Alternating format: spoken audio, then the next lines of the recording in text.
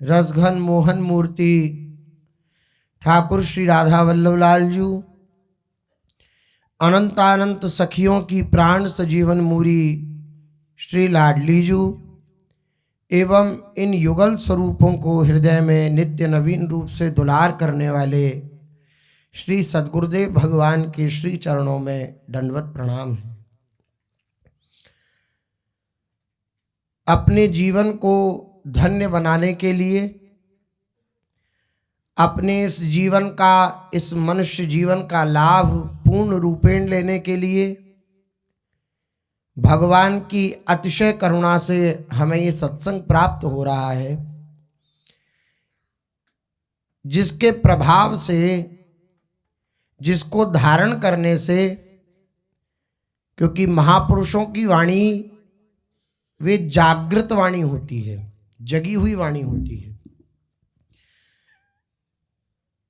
और जितनी भी बातें सांसारिक हम समझेंगे, स्वीकार करेंगे, जैसे सांसारिक कोई पढ़ाई है, अब आप उस पढ़ाई को जब करके और उसको प्रैक्टिकल करेंगे तब आप उसका अनुभव कर पाएंगे, तब ये जान पाएंगे कि वे सत्य लिखा है या गलत लिखा है।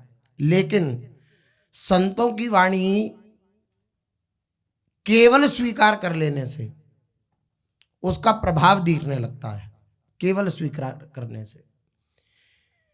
इसलिए सत्संग की महिमा है, क्योंकि महापुरुषों की वाणी सत्संग में श्रवण करने को मिलती है, जिस वाणी के द्वारा समस्त बंधनों का नाश होकर भगवान की प्राप्ति हो जाती है।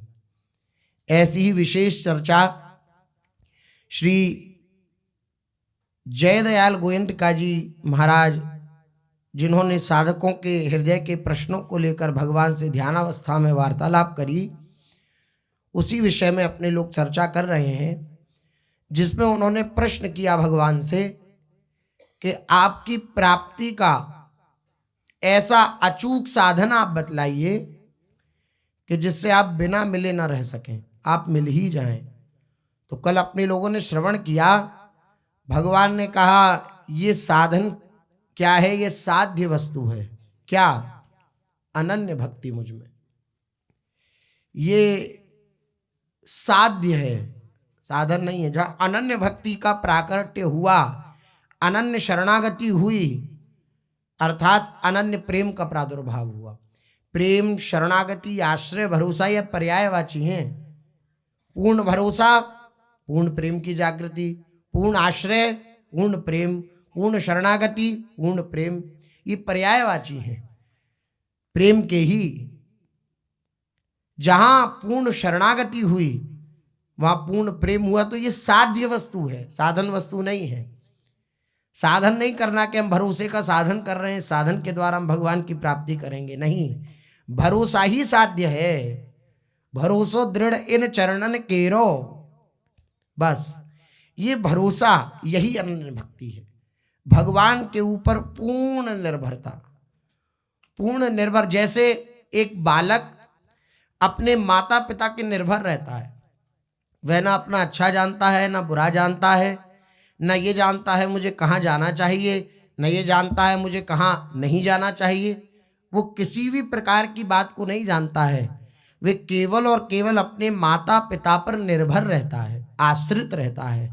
ऐसी ही निर्भरता जब भक्त के हृदय में भगवान के प्रति आ जाती है पूर्ण रूपेण, अब ना मैं अच्छा सोच सकता हूँ, ना बुरा सोच सकता हूँ, ना अपने लिए अच्छा कर सकता हूँ, ना मैं अपने लिए बुरा कर सकता हूँ। आप जैसा चाहें वैसा मुझे चलावें, आप जैसा चाहें वैसा मुझे बना दें, आप जैसा चाहें वैसा मुझे कर दें, बस मैं आपका हूँ। ये पूर्ण निर्भरता, निर्भर प्रेम मगन हनुमाना, श्री गोस्वामी जी ने लिखा। हनुमान जी की भक्ति कैसी है, कैसा प्रेम है? बोले निर्भर प्रेम मगन हनुमाना। निर्भर है, उन पर निर्भर हो जाना ये सबसे कठिन है। हम अपने मन के निर्भर रहते हैं, अपनी बुद्धि के निर्भर रहते हैं, अपने अहंकार के निर्भर रहते हैं, अपने बल के निर्भर रहते हैं, और फिर शरीर से संबंधित जितने जन हैं उन पर निर्भर रहते हैं, लेकिन भगवान पर निर्भर नहीं हो पाती।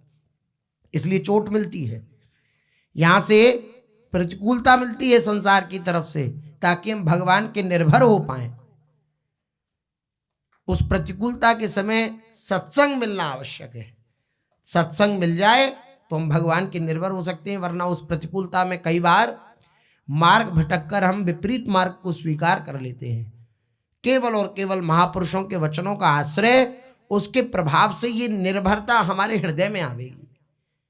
ये जो प्रतिकूलता जीवन में मिलती है, ये भगवान के प्रति हमें आश्रित करने के लिए मिलती हैं।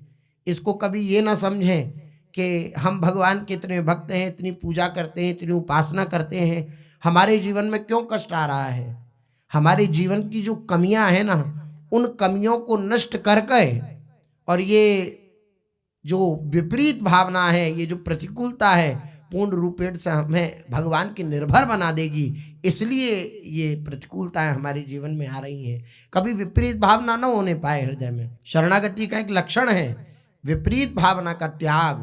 विपरीत भावना का त्याग, भगवान के विपरीत, शास्त्र के विपरीत, गुरुजनों के विपरीत कभी किसी प्रकार की कोई भावना भी आवे तो उसका त्याग, उस भावना को मानना नहीं है। केवल हरि गुरु से संबंधित जो भावनाएं हैं, उनके हृदय में हमारे प्रति प्रेम जागृत रहे, हमारे हृदय में उनके प्रति प्रेम जागृत रहे, बस ऐसी भावनाओं को स्वीकार करना और किसी भावना को नहीं। ये अनन्य भक्ति ही भगवान को मिलाने में परम सार्थक है, यही मिला सकती है। और किसी भी साधन में इतनी ताकत नहीं है, क्योंकि जो भी साधन किए जाएंगे वो शरीर को लेकर किए जाएंगे, मन को लेकर किए जाएंगे, बुद्धि को लेकर किए जाएंगे, अहंकार को लेकर किए जाएंगे। मैंने आज इतना जप किया, मैंने आज ये परिक्रमा लगाई, मैंने आज इतने लोगों को भोजन परवाया, मैंने आज इतना दान किया, मैं तो जो कुछ भी हो रहा है वो अहंकार को साथ में लेकर हो रहा है। और भगवान तक निरहंकारी की पहुंच होती है, दैन्य की पहुंच होती है, अहंकारी की पहुंच नहीं होती। इसलिए कहा गया कि इस मन का झंझट छोड़ो, बुद्धि का झंझट छोड़ो, अहंकार का झंझट छोड़ो, सारा भार प्रभु के ऊपर सौंप करके निश्चिंत हो जाना। यही निर्भर भक्ति है, यही अनन्य भक्ति है। उनके आश्रित होकर उनके सिवा हमारा कोई ना रहे। फिर प्रश्न किया कि आपने अनन्य भक्ति के विषय में बतलाया कि अनन्य भक्ति के द्वारा आपकी प्राप्ति संभव है, तो अनन्य भक्ति द्वारा किन किन लक्षणों से युक्त होने पर आप मिलते हो, या ऐसा माना जाए कि मैं कैसे मानूं कि मेरे अंदर अनन्य भक्ति आ गई है। अनन्य भक्ति के साधन क्या हैं? क्योंकि अपने लोग करने में ज्यादा राग रखते हैं। जैसे अगर कहा भी जाए छोड़ दो सब, भगवान के हाथ तो छोड़ दो, तो वो क्रियाशीलता में कहती कैसे छोड़ें, बताओ क्या करें, छोड़ने के लिए क्या करें। तो वो करने का इतना राग बैठा हुआ है कि बार बार भगवान से भी हम यही प्रश्न करते रहते हैं, पूर्ण शरणागत हो जाओ, इस बात की भी चिंता छोड़ दो कि तुमसे कुछ बन पाएगा, पूर्ण रूपेण निर्भर हो जाओ। तो अब इस बात की चिंता हो जाती है कि हम निर्भर कैसे हों। पूज्य सतगुरुदेव भगवान जैसे कभी कहते भी हैं, कृपा करके पूर्ण रूपेण आश्रित हो जाओ, पूर्ण भरोसा कर लो प्रभु के ऊपर, छोड़ दो पूरा उनके ऊपर, चिंता मत करो किसी बात की, तुम चल पाओगे नहीं चल पाओगे, क्या होगा क्या नहीं होगा, इस बात की चिंता छोड़ दो। तो इस बात की चिंता हो जाती है कि मैं इस बात की चिंता कैसे छोड़ूं। ये बड़ी विलक्षणता है। सब बातों को छोड़ दिया कि मैं आश्रित हो जाऊंगा, लेकिन इस बात की चिंता हो गई कि मैं आश्रित कैसे हूं। अरे छोड़ देना अर्थात पूर्ण रूपेण छोड़ देना उनके ऊपर। उन्हें आश्रित करना होगा, वे कर लेंगे, वो ऐसा विधान बना देंगे। जब आप उनके ऊपर छोड़ दोगे तो वो ऐसा विधान बना देंगे कि बढ़िया से आपको नवा धुवा के, बढ़िया से आपको काजल आदि लगा करके वो पिता की गोद में बैठा देंगे। माँ का यही तो कार्य होता है। बालक जब माँ पर निर्भर रहता है तो माँ क्या करती, गंदा छोड़ देती है उसे? नहीं, उसके सारे मल को साफ करके सुंदर सुंदर वस्त्र पहनाकर, बढ़िया मालिश आदि करके, बढ़िया काजल लगा के वो पिता की गोद में विराजमान कर देती हैं। इसी प्रकार गुरु माँ के समान है। ये जब हम उनके ऊपर निर्भर हो जाएंगे, आश्रित हो जाएंगे, तो उन्हें स्वच्छ करके और प्रभु की गोद में बिठाना ही उनका कार्य है, वे करते हैं। इसलिए उनके ऊपर निर्भर हो जाना, पूर्ण रूपेण आश्रित हो जाना, इसलिए प्रश्न हुआ, आपने कहा अनन्य भक्ति के द्वारा आप प्राप्त होते हो, तो आप बतलाओ अनन्य भक्ति के किन साधनों के द्वारा आपकी प्राप्ति होती है, क्या साधन किए जाएं अनन्य भक्ति के द्वारा कि आपकी प्राप्ति हो जाए। तो जो श्लोक कल अपने लोग श्रवण कर रहे थे भगवान की वाणी से युक्त भगवत गीता का अनन्य भक्ति का, जिसमें वर्णन किया श्री ठाकुर जी महाराज ने, भक्त्या त्वनन्या शक्य अहमेवं विधोर्जुन ज्ञातुम द्रष्टुम च तत्वेन प्रविष्टुम च परंतप। अनन्य भक्ति के द्वारा ही मेरी प्राप्ति हो सकती है। मैं यज्ञ के द्वारा, दान के द्वारा, तप आदि के द्वारा नहीं देखा जा सकता, केवल और केवल अनन्य भक्ति के द्वारा ही देखा जा सकता हूं। तब भगवान ने अनन्य भक्ति के साधनों का वर्णन किया। 11वें अध्याय का अंतिम श्लोक है भगवत गीता के, मत कर्म कृन मत परमो मद भक्त संगवर्जितः निर्वैरः सर्वभूतेषु यह समामेति पांडव। ये अनन्य भक्ति के साधन है। या तो ये कहा जाए कि अनन्य भक्ति जब हृदय में आ जाती है तो ये सब गुण प्रकट हो जाते हैं, या ये सब गुण जब होते हैं तब अनन्य भक्ति मानी जाती है कि अनन्य भक्ति हमारे हृदय में है। क्या साधन है? बोले हम अनन्य भक्ति को प्राप्त कैसे करें। अनन्य भक्ति के द्वारा भगवान मिलेंगे, लेकिन उस अनन्य भक्ति को प्राप्त करने की योग्यता क्या है? तो ये योग्यता है भगवान ने वर्णन किया, जो मेरे लिए ही कर्म करने वाला है। बड़ी विलक्षण बात है, भगवान के लिए कर्म करना। हम जो भी कार्य कर रहे हैं अपने जीवन में, ये मानकर करना कि मैं भगवान की सेवा कर रहा हूं। भगवान की सेवा इतनी नहीं है केवल कि हमने सुंदर सुंदर पुष्प लाए, चयन किए, उनको पधराया, भगवान को खूब सुंदर सुंदर अगरबत्ती और भोग और ये सभी सामग्रियां, उनको, ये सेवा है, उपासना है, ठीक है। लेकिन पूर्ण सेवा यह है कि हम जो भी कुछ कर रहे हैं अपने जीवन में, वे सब भगवान के प्रीत्यर्थ करें। जो भी कुछ कर रहे हैं। अच्छा, अब भगवान के प्रीत्यर्थ क्या होगा? भगवान को प्रसन्न करने वाली क्या होगी? जो शास्त्रोचित वाणी होगी। तो अगर हम ये भावना हृदय में रखेंगे कि हमें जो कुछ करना है वो भगवान की प्रसन्नता के लिए करना है, तो अपने आप जीवन शास्त्रानुकूल बन जाएगा, शास्त्र के अनुकूल बन जाएगा, अपने आप जीवन बन जाएगा। जब प्रियता यह होगी ना कि हमें भगवान की प्राप्ति करनी है, हृदय में लालसा होगी, और भगवान की प्राप्ति अनन्य भक्ति से होती है। और अनन्य भक्ति का पहला सोपान है, जितने भी कर्म हम कर रहे हैं वे सब भगवान की प्रसन्नता के लिए करना, भगवान के लिए करना। तो भगवान के लिए कौन से कर्म होते हैं? जो शास्त्रानुकूल होते हैं। तो जीवन स्वतः ही शास्त्रोचित कर्मों से युक्त हो जाएगा। लेकिन भावना ये हृदय में पहले धारण करनी पड़ेगी कि मुझे भगवान की प्राप्ति करनी है।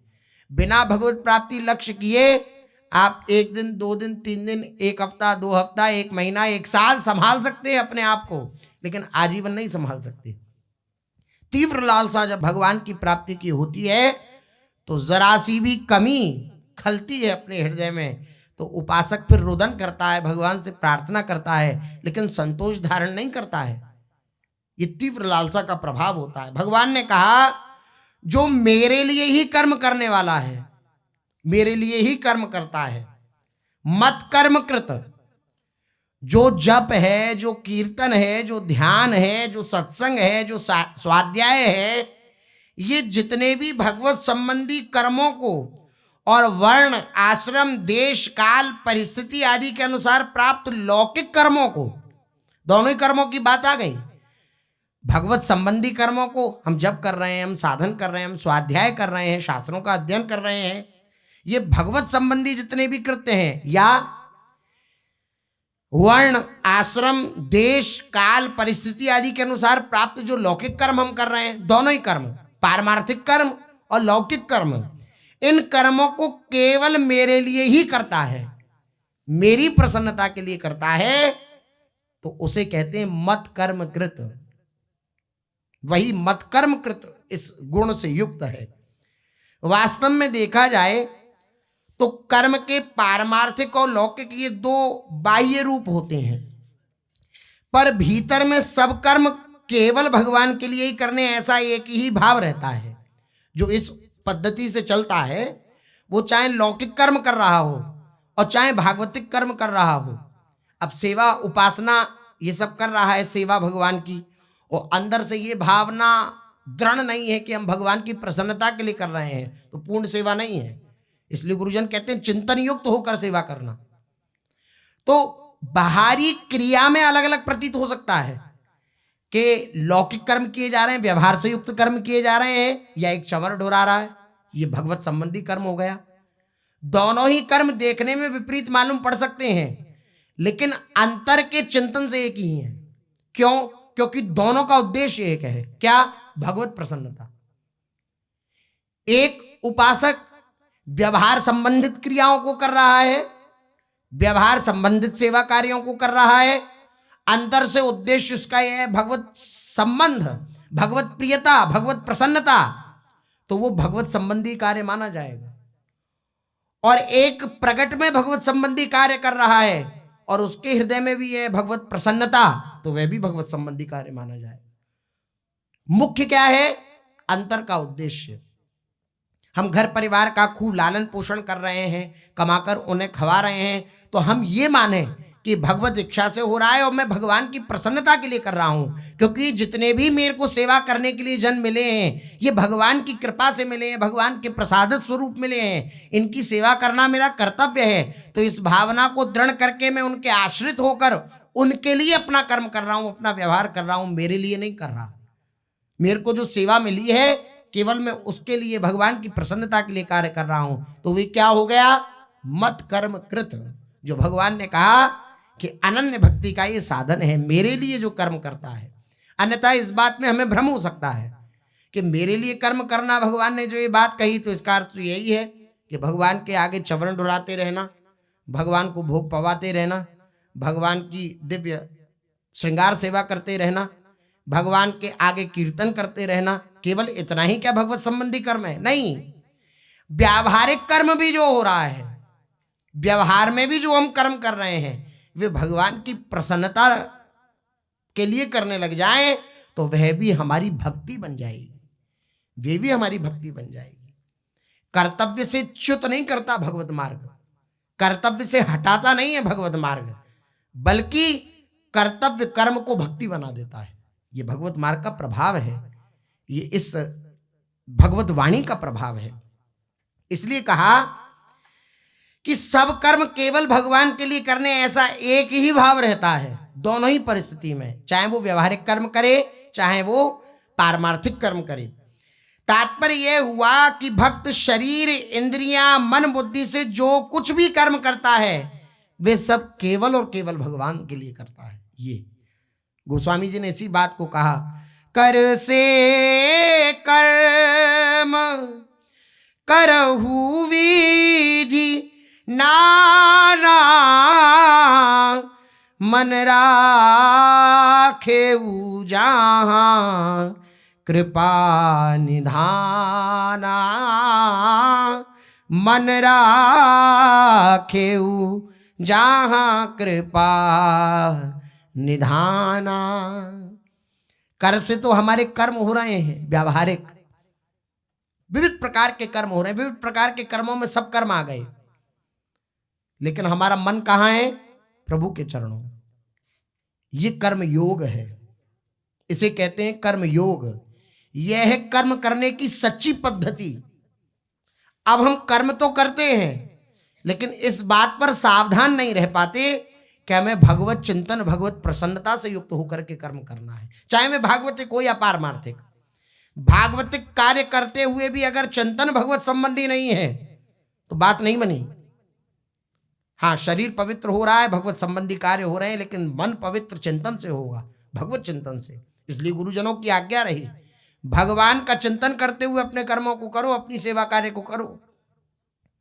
युद्ध जैसा कर्म भगवान कह रहे हैं, माम अनुस्मर युद्ध च। अर्जुन, तू मेरा स्मरण करता हुआ युद्ध कर। अब युद्ध में कितना तन में रहना पड़ता है, तभी तो आप सकुशल रूप से युद्ध कर पाएंगे। इधर से तीर आ रहा है, इधर से तीर आ रहा है, यहां से ये समस्या है, यहां से ये समस्या। लेकिन भगवान ने ये बात कह दी कि अर्जुन तू माम अनुस्मर युद्ध च, मेरा स्मरण करते हुए युद्ध कर। तो मतलब हो सकता है, तभी तो भगवान ने कहा और हम छोटी छोटी सेवाओं में भगवान का स्मरण छोड़ दें तो ये हमारी लापरवाही है, हमारा प्रमाद है।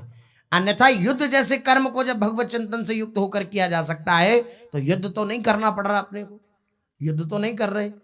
भगवत चिंतन से युक्त होकर के समस्त कार्यों को करना, तो वो कार्य आपको आनंद प्रदान करने लग जाएंगे, क्योंकि वो कार्य साधारण कार्य नहीं रहेंगे, वो कार्य सेवा कार्य हो जाएंगे, वो सेवा बन जाएंगे।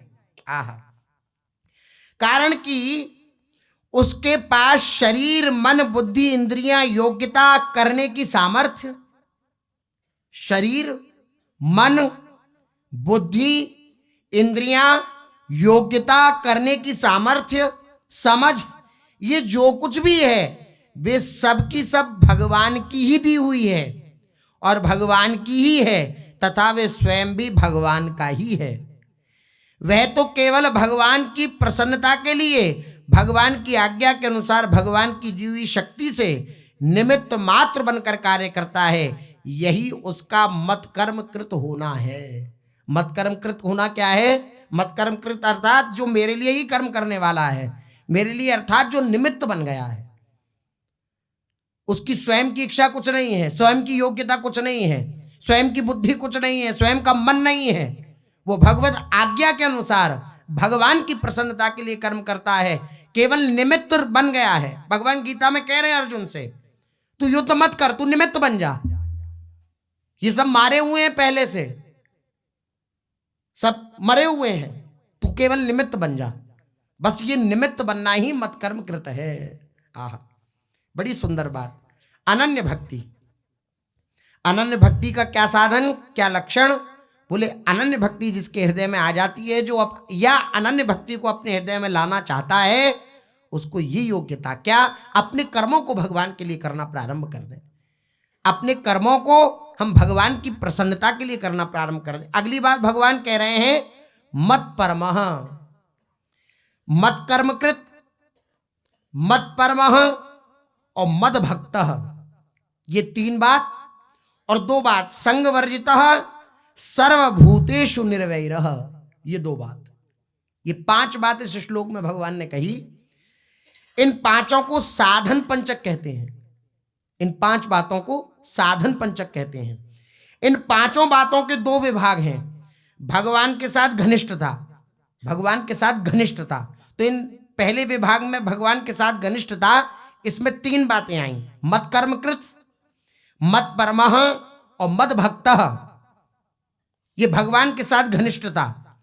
और दूसरी बात, संसार के साथ संबंध विच्छेद। संसार के साथ संबंध विच्छेद में दो बातें आई, संग वर्जितः और सर्वभूतेषु निर्वैरः, ये दो बातें आई। पांच बातें इस श्लोक में भगवान ने कही। पहली भक्ति, पहली बात मत कर्मकृत जिसकी चर्चा अभी हुई, उसके बाद मत परमः, दूसरी बात जो मेरे को ही परमोत्कृष्ट समझकर, मैं ही सबसे ऊपर हूं, मेरे को अर्थात भगवान को, जो भगवान को ही परमोत्कृष्ट समझकर केवल भगवान के ही परायण रहता है, अर्थात जिसका परम प्रापणीय, प्राप्त करने योग्य वस्तु, परम ध्येय, परम आश्रय केवल और केवल भगवान है, ऐसा भक्त ही मत परमः है। मत परमः मेरे ही परायण,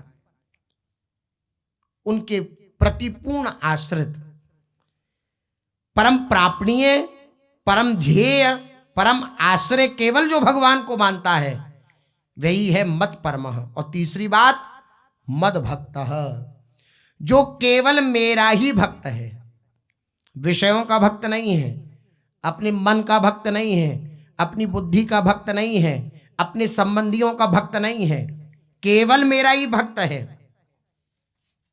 वह अनन्य भक्ति से युक्त है। जो केवल मेरा ही भक्त है, अर्थात जिसने मेरे साथ अटल संबंध जोड़ लिया। भक्ति का अर्थ भगवान के साथ अटल संबंध। अटल संबंध समझते हैं? अटल संबंध जो कभी टले नहीं, कैसी भी भयानक परिस्थिति आ जाए लेकिन उस संबंध में कभी कोई अड़चन ना आवे, वही है अटल संबंध, वही है अटल संबंध प्रभु के साथ, और वही सच्चा भक्त है। मैं केवल भगवान का ही हूं और केवल भगवान ही मेरे हैं, तथा मैं अन्य किसी का भी नहीं हूं और अन्य कोई भी मेरा नहीं है। यह है अटल संबंध। मैं केवल भगवान का हूं और भगवान केवल मेरे हैं। इसका अर्थ मैं अन्य किसी का भी नहीं हूं और अन्य कोई भी मेरा नहीं है।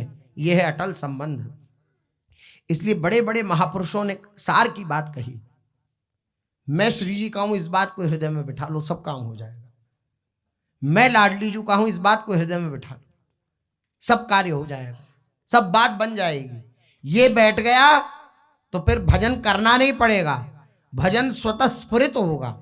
भजन के लिए दिमाग पे जोर नहीं देना पड़ेगा कि मैं कर लूं, मैं कर लूं, मैं कर लूं। अब देखिए, शरीर संसार से हमारा संबंध है। मैं शरीर का हूं, मैं संसार का हूं, मैं अमुक का हूं, मैं अमुक का हूं, तो उस व्यक्ति वस्तु स्थान क्या क्या हमें नाम जप करना पड़ता है? क्या उसका एकांत में बैठ करके हम जोर लगा करके चिंतन लगाते हैं, ये मेरे पिता हैं, ये मेरे पिता हैं, ये मेरे पिता, ऐसा करना पड़ता है? मैं ऐसा हूं, मैं वैसा हूं, मेरे अमुक रिश्तेदार हैं, ये मेरे अमुक नातेदार हैं, ऐसा एकांत में बैठकर जोर लगाना पड़ता है तब आप उसे स्वीकार कर पाते हैं? ऐसा तो नहीं है। केवल स्वीकृति, संबंध की स्वीकृति, ये मेरे हैं, बस मान्यता का इतना बड़ा चमत्कार है कि संबंध हम दृढ़ कर लेते हैं, और संबंध का इतना बड़ा चमत्कार होता है कि उसका चिंतन हमारे होता ही रहता है, होता ही रहता है। इसी प्रकार इस बात को स्वीकार करने के लिए महापुरुषों ने कहा कि मैं भगवान का हूं, इस बात को स्वीकार करो। जब इस बात को स्वीकार कर लोगे तो संबंध से युक्त हो जाने के कारण चिंतन करना नहीं पड़ेगा, चिंतन स्वतः होगा। जैसे शरीर संसार से संबंध कर लेने पर स्वतः चिंतन होता रहता है, इसी प्रकार भगवान से संबंध जोड़ लेने पर भगवान के चिंतन का प्रयास नहीं करना पड़ेगा। भगवान से संबंध जोड़ने पर भगवान का चिंतन स्वतः ही होगा। ये बात ऐसा होने से भगवान में अतिशय प्रेम हो जाता है, क्योंकि जो अपना होता है वह स्वतः प्रिय लगता है। प्रेम की जागृति में अपनापन ही मुख्य है। प्रेम हमारे हृदय में प्रकट हो, इसके लिए क्या मुख्य बात है? अपनापन। मेरी श्री जी, मेरी लाडली जी, जब ये बात बैठ जाएगी हृदय में तो उनका नाम स्मरण, उनका चिंतन, उनके गुण यही अच्छे लगेंगे, उनके संबंध की बातें ही अच्छी लगेंगी। वह भक्त सब देश में, सब काल में, संपूर्ण वस्तु व्यक्तियों और अपने आप में सदा सर्वदा प्रभु का ही परिपूर्ण स्वरूप देखता रहता है। इस दृष्टि से प्रभु सब देश में होने से यहां भी हैं, क्योंकि ऐसा भक्त जो अनन्य भक्त है प्रभु का, वे सब देश में, सब काल में, संपूर्ण वस्तुओं में, संपूर्ण व्यक्तियों में, अपने आप में सदा सर्वदा प्रभु को ही परिपूर्ण देखता है। ये उसकी स्थिति होती है। इस दृष्टि से जो ऊपर वर्णित की गई, इस दृष्टि से प्रभु सब देश में होने से यहां भी हैं, ऐसा उसे पूर्ण विश्वास होता है कि जब प्रभु सर्वत्र हैं तो यहां भी हैं, जहां मैं हूं वहां भी है। सब काल में होने से वो इस समय भी है। संपूर्ण वस्तु व्यक्तियों में होने से वो मेरे में भी है, दूर नहीं है मुझसे। और सबके होने से वो सबके हैं, इसलिए मेरे भी हैं। ऐसा भाव रखने वाला ही मदभक्त है। ऐसे भाव रखने वाले को मदभक्त कहते हैं। अब फिर ये तीन बातें भगवान से संबंध दृढ़ करने के लिए और संसार से संबंध विच्छेद करने की ये दो बातें कही गई। संग वर्जितः निर्वैरः सर्वभूतेषु, ये दो बात। केवल भगवान के लिए ही कर्म करने से, जो पूर्व में हुई बात, मत कर्मकृत, केवल भगवान के ही परायण रहने से मत परमः, और केवल भगवान के ही भक्त बनने से मद भक्तः। क्या होता है अगर हम ये तीनों बातों को स्वीकार करके ऐसा धारण करके अपने जीवन में उतारें तो इससे क्या लाभ होगा? बोले इसका लाभ यह होता है कि उसकी संसार में आसक्ति, ममता और कामना नहीं रह जाती। संसार से फिर विच्छेद करना नहीं पड़ता, संबंध का स्वतः संबंध विच्छेद हो जाता है। हम क्या करते हैं, उल्टा चलते हैं। हम संसार से संबंध विच्छेद करने के बाद नाम स्मरण करने की सोचते हैं। मन ठीक हो जाए, बुद्धि ठीक हो जाए, तब मैं नाम जप कर पाऊंगा, तब मैं भजन साधन कर पाऊंगा, तब मैं भगवान के संबंध जोड़ पाऊंगा। हमारी ये मान्यता रहती है। और बात क्या है कि जब मत कर्म कृत मत परमः मद भक्त हो गया, तब संग वर्जिता हो से करना नहीं पड़ा। इन तीनों के प्रभाव से संसार से उसका संबंध स्वतः विच्छेद हो गया, स्वतः विच्छेद हो गया, स्वतः छूट गया संसार से संबंध। कह रहे हैं इन तीनों को धारण करने से क्या लाभ होगा? बोले संसार में आसक्ति नहीं रह जाएगी, संसार से ममता नहीं रह जाएगी, संसार में की कोई कामना नहीं रह जाएगी। और ये सब बांधने वाले हैं। संसार से आसक्ति ही बांधने वाली है, प्रभु के प्रति आसक्ति नहीं होने देती, ममता नहीं होने देती प्रभु में, और प्रभु के प्रति हमारी कामना को उदय नहीं होने देती है। संसार के प्रति जो कामना है, तो संसार के प्रति कामना हटाने की बजाय, संसार के प्रति आसक्ति हटाने की बजाय, संसार के प्रति ममता हटाने की बजाय भगवान से आसक्ति, ममता और उनके प्रति कामना करना प्रारंभ कर दें, तो संसार के प्रति ममता, कामना और आसक्ति स्वतः मिट जाएगी। आसक्ति, ममता और कामना से ही संसार के साथ संबंध होता है। भगवान में अनन्य प्रेम होते ही आसक्ति आदि का अत्यंत अभाव हो जाता है। दूसरी बात, जब भक्त को मैं भगवान का ही अंश हूं, इस वास्तविकता का अनुभव होता है कि मैं प्रभु का अंश हूं, इस बात का जब उसे अनुभव होता है, इस वास्तविकता का, तब उसका भगवान में प्रेम जागृत हो जाता है। प्रेम जागृत होने पर राग का अत्यंत अभाव हो जाता है।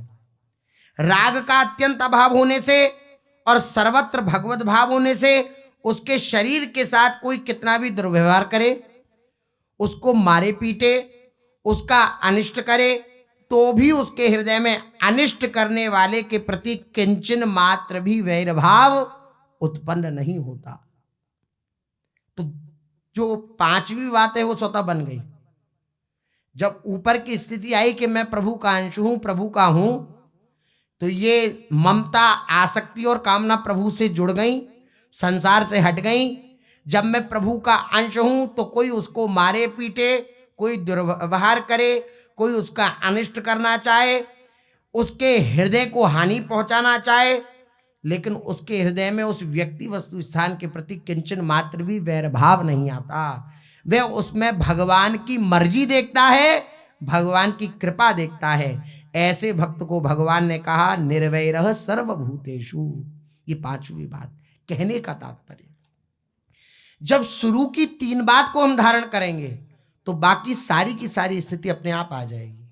और शुरू की तीन बात का मूल बात क्या है? मैं भगवान का हूं, मैं प्रभु का हूं, मैं श्री जी का हूं।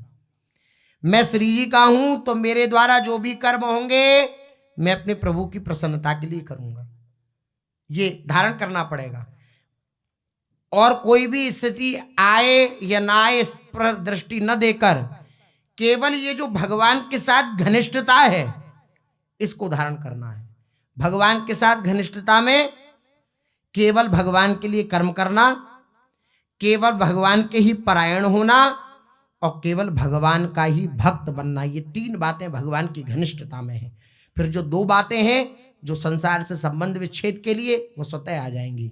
जब ये पांच बातें हृदय में आ जाती हैं तब वह अनन्य भक्ति, अनन्य भक्त बन जाता है। या ये कह लिया जाए कि जब अनन्य भक्त हो जाता है तब ये पांच बातें उसके हृदय में आ जाती हैं। दोनों ही प्रक्रियाएं हैं, कोई ऐसे चलता है, कोई ऐसे चलता है, लेकिन पहुंचता एक ही जगह है। सार बात यह है भगवान के सिवाय हमारे जीवन में कुछ न रह जाए।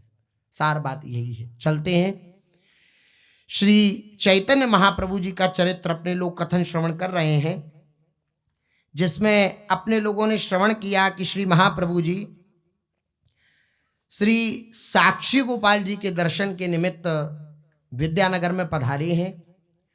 और क्योंकि जगन्नाथपुरी जा रहे हैं तो अभी क्षीरचोरा गोपीनाथ जी का दर्शन किया और उसके पश्चात श्री साक्षी गोपाल जी का दर्शन करने के लिए रास्ते में जो भी तीर्थ पड़े उन सब का अवगाहन, आचमन आदि करके रुक करके फिर प्रभु जी आगे बढ़े और श्री साक्षी गोपाल पहुंचे हैं। साक्षी गोपाल में श्री साक्षी गोपाल जी का दर्शन किया और दर्शन करने के बाद रात्रि में जब विश्राम किया श्री महाप्रभु जी ने, तब नित्यानंद महाप्रभु से कथानक जब वार्ता चल रही थी भगवान के विषय में, तब प्रश्न किया कि आप तो खूब भ्रमण किया है आपने तीर्थों में, धामों में, तो आपको सब धामों का महात्म्य पता ही होगा, और जिस धाम में जाएं उस धाम का महात्म्य अवश्य सुनना चाहिए।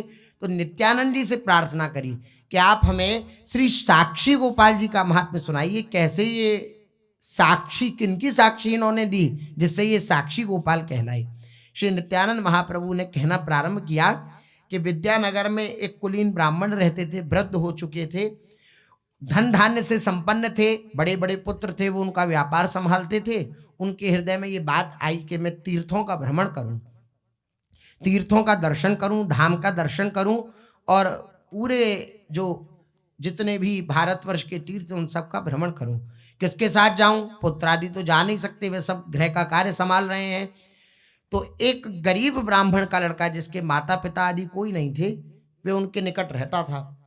तो उन्होंने उनसे कहा कि अगर तुम्हें उचित लगे तो तुम्हारा और हमारा मन मिलता ही है, तुम्हें भी तीर्थों आदियों में बड़ी श्रद्धा है, भगवान के भक्तों में श्रद्धा है, भगवान के प्रति तुम हृदय में भाव रखते हो, और मेरी भी स्थिति ऐसी ही है, तो अपने दोनों का मन मिल गया है, तो चलो तीर्थ यात्रा करें हमें।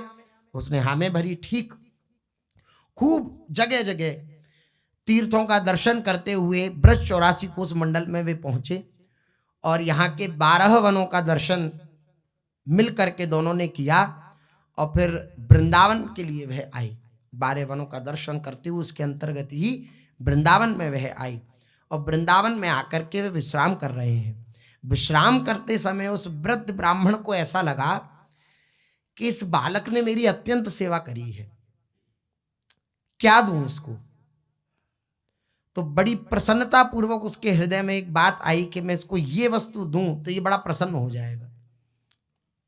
उसने वृद्ध ब्राह्मण इस युवक की सेवा शुश्रूषा से बड़ा संतुष्ट हुआ, और उसने गोपाल जी के मंदिर में, श्री गोपाल जी का मंदिर जो अभी विद्यानगर में श्री साक्षी गोपाल जी विराजमान है, वे वृंदावन के ठाकुर हैं, वृंदावन में ही विराजमान थे। तो श्री गोपाल जी का दर्शन कर रहे थे। तो गोपाल जी का दर्शन करते करते उसके हृदय में ये बात आई, और उसने ब्राह्मण कुमार से कहा, भाई तुमने हमारी ऐसी अद्भुत सेवा की है कि ऐसी सेवा पुत्र अपने पिता की भी नहीं कर सकता, ऐसी तुमने सेवा करी है। कोई पुत्र भी अपने पिता की इतनी अच्छी सेवा नहीं कर सकता जैसी तुमने करी है। मैं इस कृतज्ञता के बोझ से दबा जा रहा हूं। मैं सोच रहा हूं इसके बदले में तुम्हारा क्या उपकार कर दूं, तुम मुझे बतलाओ। ब्राह्मण कुमार ने कहा, आप तो मेरे वैसे ही पूज्य हैं, फिर वृद्ध हैं, और ऊपर से भगवत भक्त हैं, फिर पड़ोसी हैं, मेरे पिता के तुल्य, और तीर्थयात्री हैं, तीर्थ यात्रा कर रहे हैं। आपकी सेवा करना तो मेरा हर प्रकार से धर्म बनता है, इसमें मैंने प्रशंसा के योग्य कौन सा कार्य किया है? ये तो मेरा धर्म है, मैंने आपकी सेवा करी।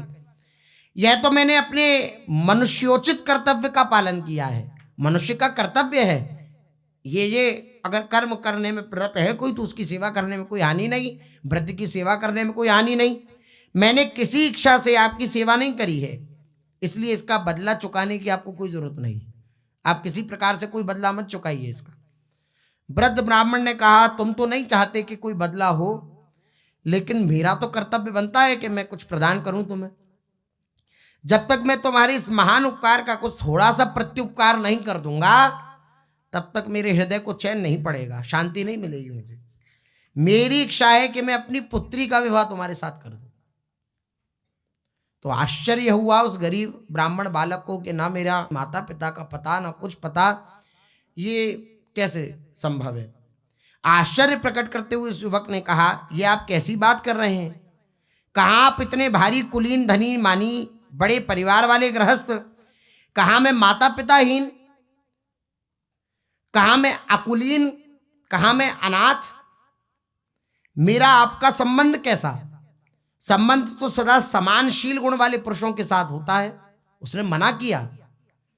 तो व्रत ने कहा, पिता का कर्तव्य है कि वे कन्या के लिए योग्य पति की, योग्य वर की खोज करे, ये पिता का कर्तव्य होता है। उसके धन परिवार और वैभव की ओर विशेष ध्यान न दे, उसका स्वभाव कैसा है ये ध्यान दे, पिता का ये कर्तव्य है। तुम्हारे जैसे शील स्वभाव का वर अपनी कन्या के लिए और मुझे कहाँ मिल सकेगा, इसलिए मैं तुम्हें ही अपनी कन्या दूंगा और तुम्हें मेरी इस प्रार्थना को स्वीकार करना पड़ेगा। उस युवक ने कहा, ब्राह्मण कुमार ने, कि आप तो खैर राजी भी हो जाएंगे, लेकिन किंतु आपकी जो स्त्री है, आपकी पत्नी है, आपका पुत्र है, इस संबंध को कब स्वीकार करने लगे? इस संबंध को थोड़ी स्वीकार करेंगे वे तो इस बात को सुनते ही आग बबूला हो जाएंगे कि बताओ किसके घर ब्याने की सोच ली हमारी बेटी को आपने। तो वृद्ध ब्राह्मण ने दृढ़ता पूर्वक कहा कि मैं घर का मुखिया हूं, सबसे बड़ा हूं, मेरी बात को कौन टाल सकता है? हो जाने दो सबको आग बबूला, किसी का इससे क्या साझा है? मेरी पुत्री है, वे लड़की मेरी है, मैं जिसे चाहूंगा उसे दूंगा, कोई इसमें कह ही क्या सकता है? तुम उसे स्वीकार कर लो, इस बात को, मैंने जो प्रार्थना करी इसको स्वीकार कर लो।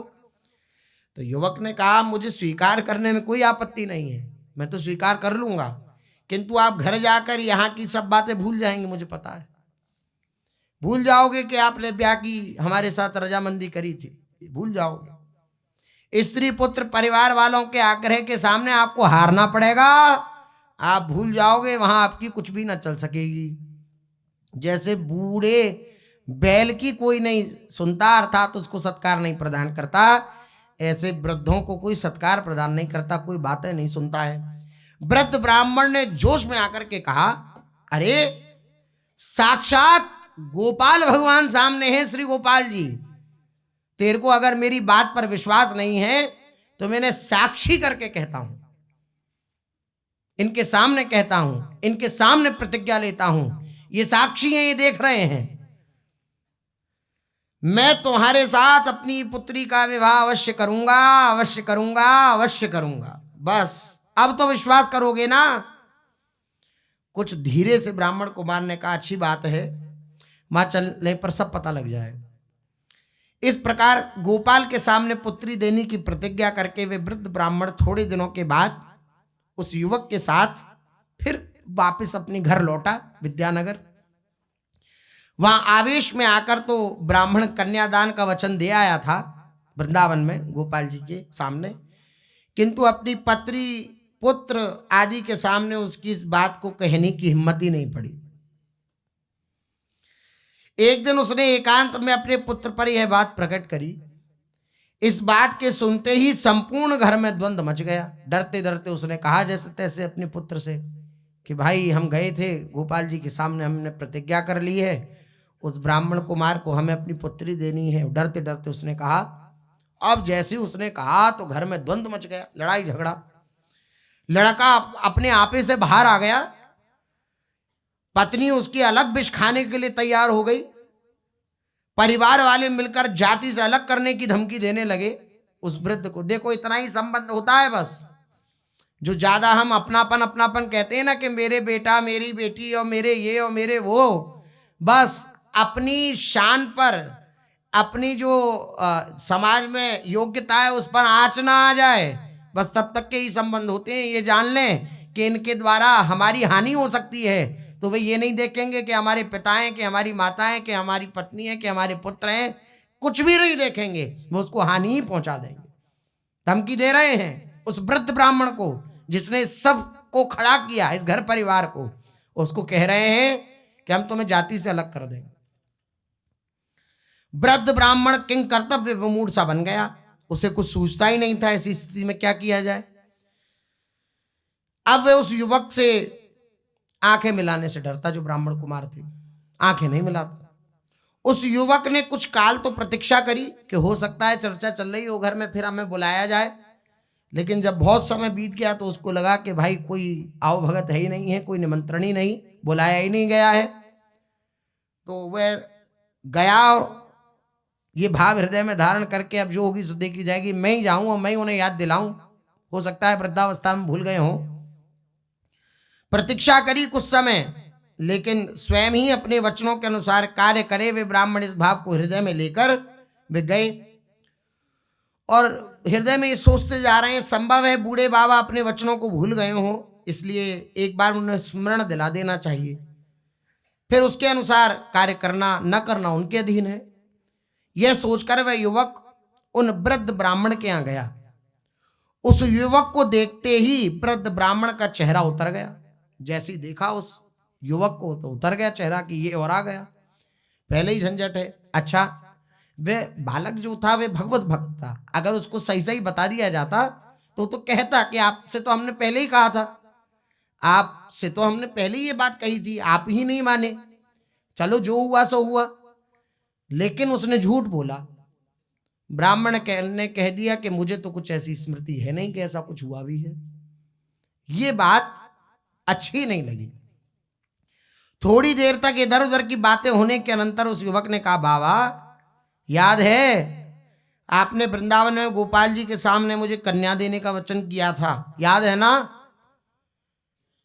वृद्ध ब्राह्मण इस बात का जब तक कुछ उत्तर भी देने पाया था तब तक उसका पुत्र आ गया डंडा लेकर, और डंडा लेकर दौड़ा उस बालक की ओर और कहने लगा, क्यों रे, तेरा इतना बड़ा दुस्साहस, मेरा बहनोई बनना चाहता है? अभी इसी समय मेरे घर से निकल जा, नहीं तो ऐसा लठ मारूंगा कि खोपड़ी बीच में से खुल जाएगी। इस बात को सुनकर उस युवक को बड़ा क्षोभ हुआ, बड़ा कष्ट हुआ इस बात को कि एक तो ब्राह्मण कह के आए हमारा पक्ष लेने की बजाय कि भाई बेटा हमने इससे कहा था अपने पुत्रों को समझाना चाहिए, और ये चुप खड़े हैं दूर और ये हमें धमकी दे रहा है कि खोपड़ी खुल जाएगी, और ये कुछ बोल नहीं रहे। तो बड़ा क्षोभ हुआ, कष्ट हुआ उसको हृदय में, उस बालक को। उसे विवाह न होने का दुख नहीं था, वे अपने अपमान के कारण जलने लगा। उसे अपनी स्थिति के ऊपर बड़ा दुख होने लगा। वह सोचने लगा कि चलो इन्होंने मेरी न रखी, अपनी बात न रखी, लेकिन गोपाल जी के सामने जो साक्षी ली थी उस बात को तो रखना चाहिए था ना, उस बात को तो सम्मान देना चाहिए था। इस बात का कष्ट उसे हुआ। वह सोचने लगा, आज मेरे माता पिता होते तो इसकी क्या हिम्मत थी, ये मुझसे ऐसे बात करता।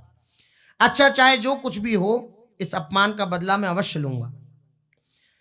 या तो मैं इसकी बहन के साथ विवाह करूंगा या फिर मैं जीवित नहीं रहूंगा। यह सोचकर उसने पंचों को इकट्ठा कर लिया। गांव में पहले होते थे पंचायत होती थी, पंच इकट्ठे होते थे, अब भी होते होंगे पंचायत। पंचों के इकट्ठे हो जाने पर उसने आदि से अंत तक, मतलब शुरुआत से अब तक जो भी वार्ता हुई वो सब कही सुनाई। अंत में कहा, मैं और कुछ नहीं चाहता, ये बूढ़े बाबा ही अपने धर्म के से पांचों के सामने कह दें, अर्थात आप पांचों के सामने, पंचों के सामने कह दें कि उन्होंने गोपाल जी के मंदिर में उन्हीं की साक्षी देते हुए मुझे कन्यादान करने का वचन नहीं दिया था। ये बात कह दें पंचों के सामने तो मैं मान जाऊंगा। ब्राह्मण को तो उसके पुत्र ने पहले ही सिखा पढ़ा रखा था। वो वृद्ध ब्राह्मण जो था उसके पुत्रों ने पहले ही कह दिया कि कोई यहाँ को जानता थोड़ी है, आपके बीच में कौन था? बोले श्री गोपाल जी थे। वृद्ध ब्राह्मण ने बताया। बोले वह तो आएंगे नहीं साक्षी देने के लिए, आप ना सही बोलो न झूठ बोलो, आप बस ये कह दो मुझे कुछ याद नहीं है। तो पहले ही सिखा पढ़ा के लाए थे उसके बालक। उसने पिता को समझा रखा था, आप झूठ सत्य कुछ भी ना कहें, केवल इतना कह दें मुझे उस समय की कुछ पता नहीं है, इसमें झूठ भी नहीं है। आप ये भी भाव हृदय में नहीं आएगा आपकी मैंने झूठ बोला। आप ही बतावें किस दिन की बात है। दुख के सहित पुत्र स्नेह के कारण पिता ने पंचों के सामने ऐसा कहना स्वीकार कर लिया। पंचों के पूछने पर ब्राह्मण ने धीरे से कहा कि मुझे ठीक ठीक याद नहीं है ये कब की बात है, बस इतना शब्द कहना था कि इतने पर ही उसके पुत्र जो थे वृद्ध ब्राह्मण के, वो बोल उठे पंचों के सामने और बोले, ये अकुलीन युवक झूठा है, मेरे पिता के साथ कोई दूसरा पुरुष तो था ही नहीं, यही अकेला था मेरे पिता के साथ। इसने मेरे पिता से धन अपहरण करने के लिए उन्हें धतूरा खिला दिया। सब मनगढ़ंत बातें। इसने मेरे पिता से धन अपहरण करने के लिए उन्हें धतूरा खिला दिया और उनसे सब धन ले लिया। अब ऐसी बातें बनाता है, भला मेरे पिता ऐसे अकुलीन घर बारहीन कंगाल को अपनी पुत्री देने का वचन क्यों देने लगे? वाला ये झूठ बोलता है ये। पंचों ने उस युवक से कहा, क्यों भाई ये क्या कह रहा है? वृद्ध ने जब तुम्हें पुत्री देने का वचन दिया उस समय वहां कोई और भी पुरुष था? तुम किसी की साक्षी दे सकते हो क्या? कोई और था वहां पर जो इस बात को सुन रहा था? युवक ने गंभीरता के साथ कहा, यह है पूर्ण विश्वास, भगवान के प्रति पूर्ण विश्वास। युवक ने गंभीरता के साथ कहा, हाँ श्री गोपाल जी थे। गोपाल जी के ही सामने इन्होंने कहा था, और गोपाल जी को छोड़कर और मेरा कोई दूसरा साक्षी नहीं है। एक युवक से पंच ने इस बात को सुनकर हंसी के स्वर में कहा, तो क्या तुम गोपाल को यहां साक्षी देने के लिए ला सकते हो? आवेश में आकर बिना कुछ सोचे समझे उस युवक ने कहा, हां ला सकता हूं। इस बात को सुनते ही सभी अवाक रह गए, कैसी निष्ठा इस बालक की। और आश्चर्य प्रकट करते हुए एक स्वर में सबके सब कहने लगे, हाँ हाँ, यदि तुम साक्षी के लिए श्री गोपाल जी ले आओ और सब पंचों के सामने गोपाल जी तुम्हारी साक्षी दे दें, तो हम जबरदस्ती लड़की का विवाह तुम्हारे साथ करवा देंगे, घर वाले माने या ना माने। इस बात से प्रसन्नता प्रकट करते हुए वृद्ध ब्राह्मण ने भी कह दिया, हाँ हाँ यही ठीक है, यही ठीक है। यदि ये साक्षी के लिए गोपाल जी को ले आवे तो मैं अपनी कन्या का विवाह इसके साथ जरूर कर दूंगा। वृद्ध को विश्वास था कि भक्तवत्सल भगवान मेरी प्रतिज्ञा को पूर्ण करने के निमित्त इस ब्राह्मण कुमार की लाज बचाने के निमित्त अवश्य ही साक्षी देने आएंगे, क्योंकि ब्राह्मण तो चाहता था लेकिन अपने परिवार के आगे उसकी नहीं चली। किंतु उसके उस उद्दंड पुत्र को इस बात का विश्वास कब हो सकता है? उसके हृदय में विश्वास नहीं था। स्वल्प पुण्यवताम राजन विश्वासो नहीं बजायते।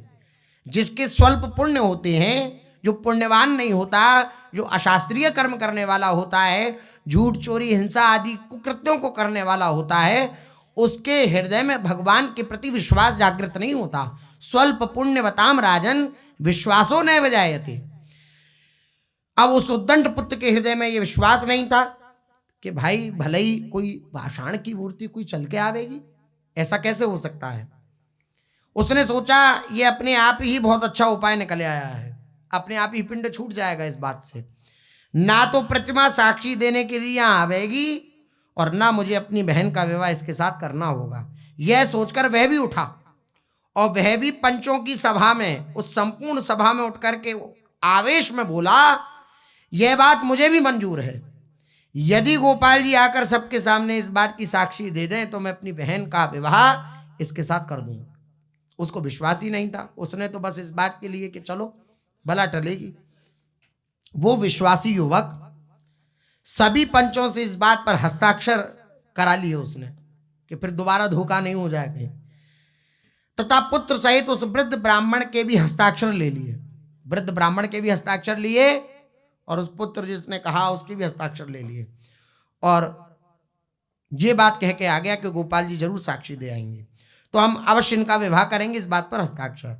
सबसे लिखवाकर वह सीधा वृंदावन पहुंचा और वहां जाकर उसने बड़ी ही दीनता के साथ कातर वाणी से श्री गोपाल जी से प्रार्थना करी, महाराज आपने साक्षी दी थी, उस वृद्ध ब्राह्मण ने आपके सामने मुझसे कहा था कि वह अपनी कन्या का विवाह मुझसे कराएगा, आप ही एकमात्र थे, और आप कृपा करो आप मेरे साथ चलो, कोई इस बात को मानने के लिए राजी नहीं। और पूरा वृत्तांत उसने सुनाया, आप चलो साक्षी दे दो। और रोने लगा, भगवान देखो आपकी भी बात पर व्यवधान पड़ेगा, आपकी भी लाज जाएगी अब, और अनेक प्रकार से भगवान को मनाने लगा। भक्त के आर्तनाद को सुनकर भगवान प्रकट हुए और उससे कहने लगे, तुम चलो मैं वहीं प्रकट हो जाऊंगा, वहीं साक्षी दे दूंगा। तो युवक ब्राह्मण ने कहा, महाराज ऐसे कार्य नहीं चलेगा, पता नहीं आप किस रूप में वहां प्रकट हो जाओ, अब साक्षी तो आपके श्री गोपाल रूप में हुई है ना, तो आपको इसी रूप से जाना पड़ेगा, इसी प्रतिमा रूप से। पता नहीं वहां आप किस रूप में प्रकट हो जाओ, वो माने नहीं तो फिर कैसे बात बनेगी। उन लोगों पर आपको विश्वास हो या ना हो, इसलिए आप इसी प्रतिमा के रूप में मेरे साथ चलें। भगवान ने हंसकर कहा कि अरे कहीं पत्थर की प्रतिमा चलती है भला? तो वो हंसा और हंस के बोला, जब पत्थर की प्रतिमा बोल सकती है तो चल नहीं सकती है क्या? जब बोल सकती है तो चल भी सकती है। भगवान भक्त के आगे सदा हारे ही हैं। भगवान ने कहा ठीक है चलो, लेकिन एक शर्त है, हमारे पैरों में पैजनियां हैं, घुंघरू हैं, पायल हैं, हम चलेंगे, वे चलते हुए तुम्हें सुनाई देंगी, लेकिन तुम्हें पीछे मुड़ के नहीं देखना है हमें। तुमने अगर हमें पीछे मुड़ के देख लिया तो हम बस वहीं डट जाएंगे, वहां से फिर हिलेंगे नहीं, वहां से आगे नहीं बढ़ेंगे, अगर तुमने हमें पीछे मुड़ के देख लिया।